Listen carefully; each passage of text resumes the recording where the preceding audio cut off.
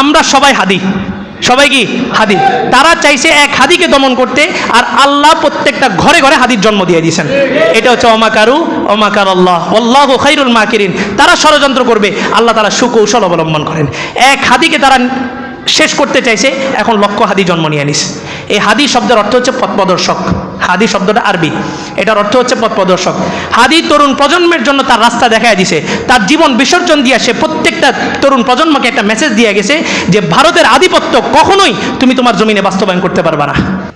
তো এখন রাজাকার শব্দ এতদিন পাকিস্তানিদের ব্যাপারে ব্যবহার করা হয়েছে, আজকে থেকে রাজাকার বলা হবে যারা ভারতীয়দের দালালি করবে, এদেরকে রাজাকার বলা হবে। এরা রাজাকার, এরা ভারতীয় রাজাকার। সামনের লড়াই চূড়ান্ত লড়াই, এটা ঈমান এবং কুফরের লড়াই হবে। এই লড়াইয়ে শুধুমাত্র ইসলাম এবং শরিয়া আইনের লড়াই হবে। তাইলে আমরা সবাই একতাবদ্ধ আছি।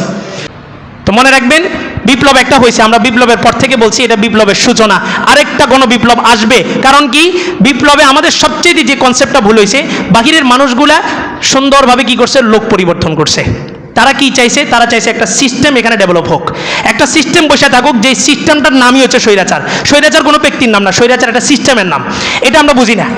তো সিস্টেম রয়ে গেছে, ব্যক্তি পরিবর্তন হয়েছে। তো এক বছরে কি হত্যা বন্ধ হয়েছে, চাঁদাবাজি বন্ধ হয়েছে, দুর্নীতি বন্ধ হয়েছে, চুরি ডাকাতি অন্যায় আহাজারি কোনো কিছুই বন্ধ হয় না। যতদিন পর্যন্ত এই সিস্টেমের পরিবর্তন না আসবে, ততদিন পর্যন্ত এই তন্ত্রমন্ত্র শুধুই মাত্র আপনাকে শোষণই করবে, আর কিচ্ছু করতে পারবে না।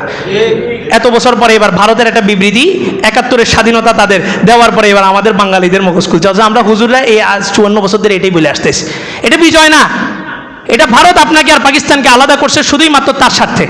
কারণ সে ভালো করে জানে দুইটা দেশ যদি আপনাকে এখন রাজাকার ট্যাগ দিবেন, আমি ওটা কনসেপ্ট মাথায় নিয়েই আপনাকে কথাটা বলতেছি। আমি ইতিহাসের পাতা, ইতিহাস নিরপেক্ষভাবে যদি আপনি পড়েন, আপনিও আমার এই কথার সাথে একমত হতে হবে যে আজকে যদি পূর্ব পাকিস্তান পশ্চিম পাকিস্তান এক থাকতো, ভারত আমাদেরকে সকাল বিকাল নাকানি চুবানি খাওয়ায়, আমরা বাঙালিরা সকাল বিকাল ওরা লাথি আর উষ্টা দিয়ে রাখতে পারতাম। এই কথাগুলো বললে আপনি আমাকে রাজাকার ট্যাগ দিবেন। আর রাজাকার শব্দ আছে এখানে, আরেকটা কথা বলি, রাজনৈতিক ইস্যুতে রাজাকার নিয়ে আপনারা খেলেন, কোনো সমস্যা নেই।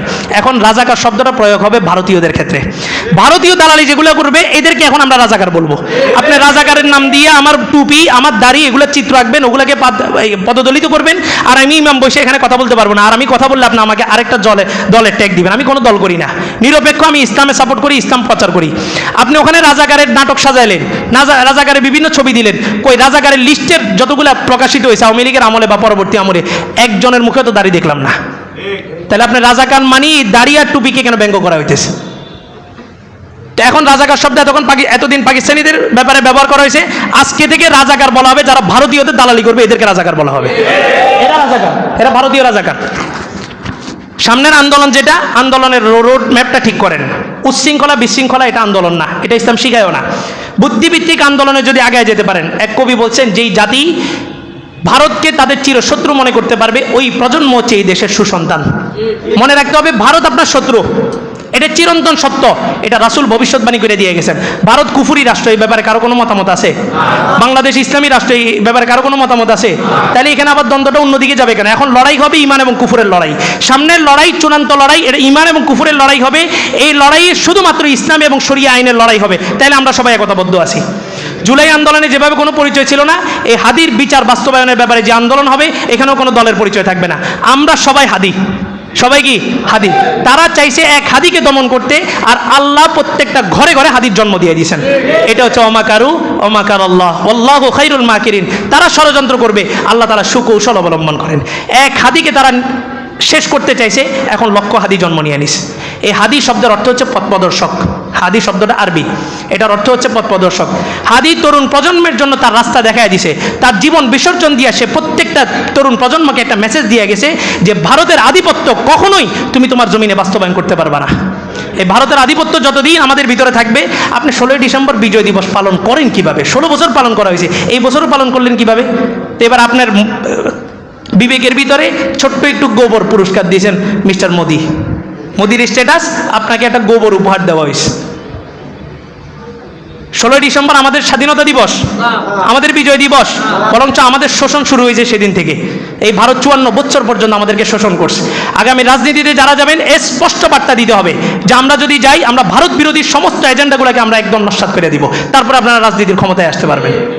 ভারতের পা চাটবেন, গতকালকে ফেনীতে, মানে এখন কথাগুলো এই মেম্বার থেকে আসার না, তারপরেও বলতেছি, ফেনীতে জেলা প্রশাসকে নির্বাচনকে কেন্দ্র করে একটা বৈঠক করা হয়েছে। ওখানে এক লোক বলতেছে যে কি আওয়ামী লীগ ছাড়া নির্বাচন সুষ্ঠু হবে না। এখন পর্যন্ত এরকম সাহস বাংলাদেশে না, আমার ফেনীতে দেখানো হইতেছে। এদেরকে জেলে ঢুকানো কোনো সমাধান নাকি? পরের আয়াতে আল্লাহ বলছেন ইন্নামা জাযাউল্লাযিনা ইউহারিবুনাল্লাহ ওয়া রাসূলা ওয়া ইয়াসাউনা ফিল আরদ, জমিনে যারা ফিতনা ফাসাদ করবে, তোমরা যদি চাও ফিতনা ফাসাদ বন্ধ করতে, এক নাম্বার শাস্তি ইউকত্তালু, তাকে হত্যা করতে হবে।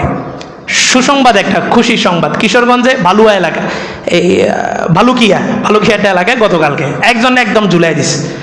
এক নাস্তিক মাহফিলের ভিতরে এসে আমার রসুলকে নিয়ে কুরুচিপূর্ণ মন্তব্য করছে। এই জনগণ এই প্রশাসনের উপরে তাদের আস্থা হারায় এখন আইন নিজের হাতে নিয়ে নিছে, একদম ওটারে পিড়ে মাইরে ওটারে জ্বালায় দিছে। এই প্রশাসন ব্যর্থ হওয়ার কারণে এই জনগণ এখন আইন হাতে নিছে। হাদির বিচারে যদি প্রশাসন ব্যর্থ হয় তো আওয়ামী লীগকে কিভাবে শায়েস্তা করতে হবে এটা জনগণ দেখায় দেবে ইনশাআল্লাহ। আমরা প্রশাসনকে স্পষ্ট হুঁশিয়ারি দিতেছি, কোনো ধরনের ভারতের এজেন্ডা যদি এখানে বাস্তবায়ন করতে চায় তো এন্টরিমের সমস্ত সরকারের বিরুদ্ধে আমরা আন্দোলনে নামবো। এবারে আন্দোলন ইমান এবং কুফুরের আন্দোলন, এই একটা কনসেপ্ট মাথায় রাখবেন, এই একটা বলি আমরা বারবার দিব। এবার আন্দোলন কোনো দল কোনো দেশ না, এবার আন্দোলনটা কিসের? ইমান এবং কুফুরের। যদি এই আন্দোলনে সফল হন তাহলে চিরস্থায়ী আপনাদের শান্তি আসতে পারবে।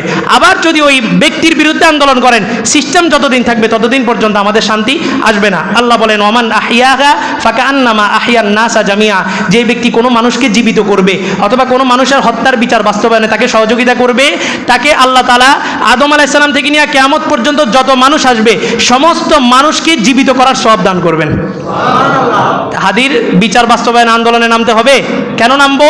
বিচার বাস্তবায়ন করব, সুষ্ঠু নির্বাচন যেন হয় এবং নিরাপত্তা যেন, নির্বাচন আমাদের দেশের মধ্যে যেন নিরাপত্তা বজায় রাখতে পারি, এই জন্য আমরা আন্দোলন করব। দ্বিতীয় নাম্বার উদ্দেশ্য থাকবে, এই আন্দোলনে নামলে আল্লাহ তাআলা আমাদেরকে সমগ্র বিশ্ববাসীকে বাঁচাইলে যে সওয়াব, এই সওয়াব আমাদেরকে দান করবেন। এই দুইটা উদ্দেশ্য নিয়ে আমরা আন্দোলনে নামবো ইনশাআল্লাহ। আল্লাহ তাআলা কথাগুলো বোঝার আমল করার তৌফিক দান করুন।